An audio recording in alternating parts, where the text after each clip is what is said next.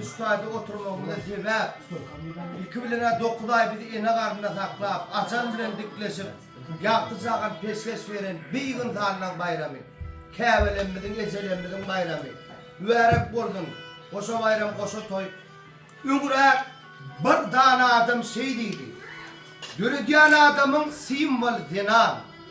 Gülletmek istesem onu söydiydi. Onu hem için verdim ben soğa.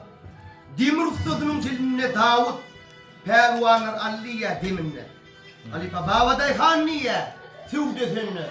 Dinan nimelim döredemedi. Dağını dedim ağa çala yılgırıp oval bir vardır döredücüğümüz. İmma Allah'tan son dinanlar bilsen alhamdülillah öňe yürütücüğümüz. Sen aydın dörediyen yad yarsın koşkuyu. Senin dili bilen tan sürediyen. Şu dörediyen rahattan barsi. Bir yana. Şu dinan morsa ine oğlanlar. Dinan morsa täze ömür dörediyen. Son çiğnem solman bäwullarını. Dert görmesin. Elleriniz, yüzleriniz, ineler, gelinler, bäwul gıylarımız. Bakiyasan bizim simbollarımız. Allah azam bakiyasan. Sağ ol amanca.